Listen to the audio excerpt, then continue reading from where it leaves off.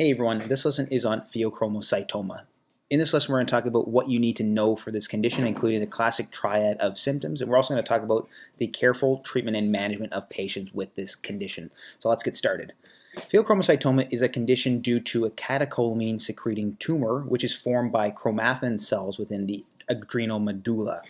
So the adrenal glands are the glands that sit atop of the kidneys, and if we kind of were to take one of these adrenal glands off of a kidney and kind of transect it, there is a cortex to the adrenal gland, which is the outer portion of it, and there's also the inner portion, which is called the medulla.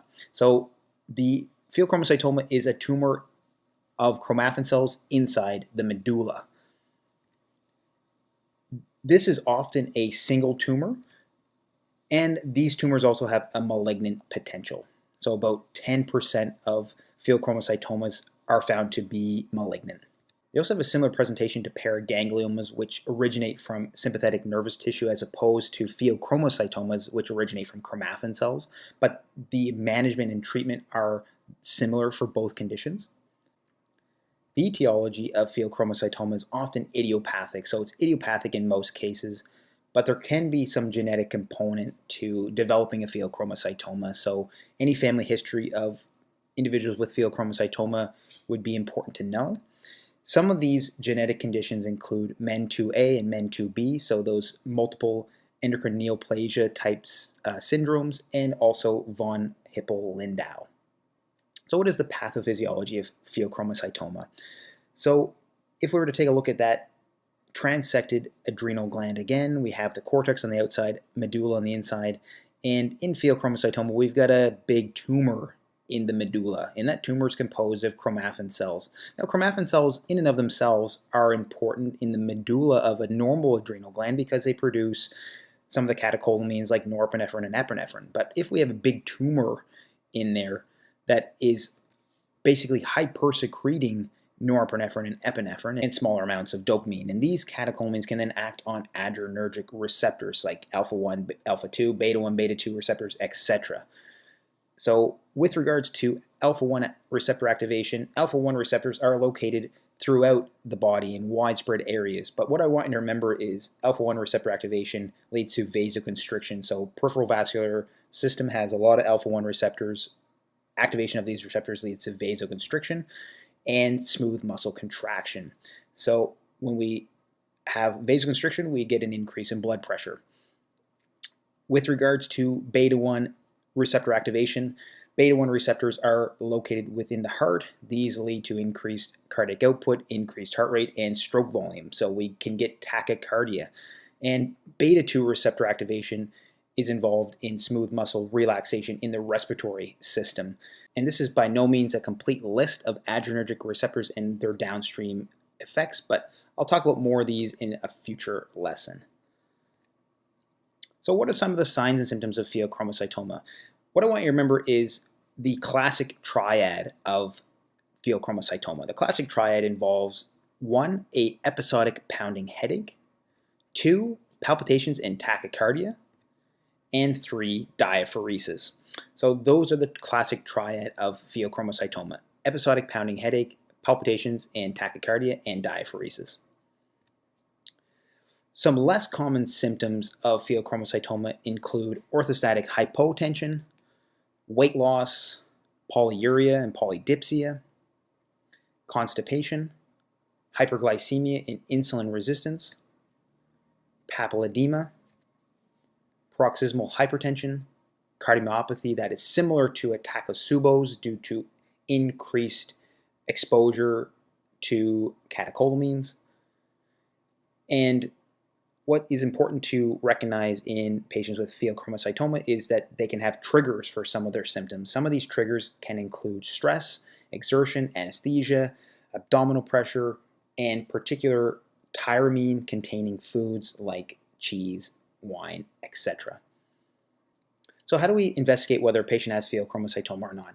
If they have some of those classic triad of symptoms, or there's other indexes of suspicion for pheochromocytoma, perhaps they have a refractory hypertension, We can then begin to investigate whether a patient has pheochromocytoma or not. But what we first want to do is we want to discontinue any interfering medications, and some of those interfering medications include tricyclic antidepressants. So before we go into investigating whether a patient has pheochromocytoma or not, we want to stop some interfering medications, in particular tricyclic antidepressants. So what are some of those investigations? Some of the investigations include a 24-hour urine fractionated metanephrine and catecholamines. So we can do look at 24-hour levels of metanephrines and catecholamines. Metanephrines are breakdown products of catecholamines. Or we can check a plasma fractionated metanephrines, taking a sample from an indwelling cannula. And this is important because we don't want to take a sample from someone we just poked because they may have a surge in catecholamine levels. And we want to take the sample after about 30 minutes of supine rest. Once we get our results back, if the results are normal, if they're normal levels of metanephrines and catecholamines, we can recheck again during a spell when the patients are having active symptoms. But if the levels are still normal, likely another diagnosis, we want to think about something else.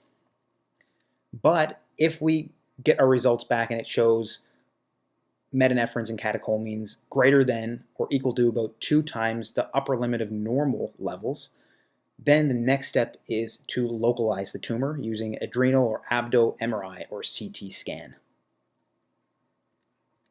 If the tumor is greater than 10 centimeters, we want to use iobenguane I-123 scan. And if we don't see a tumor on imaging, we can still consider doing an I-123 scan or a whole body MRI.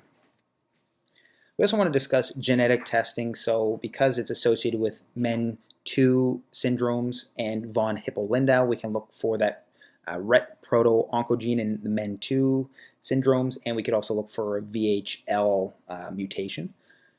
And we also wanted to kind of discern if it's a malignant tumor or not.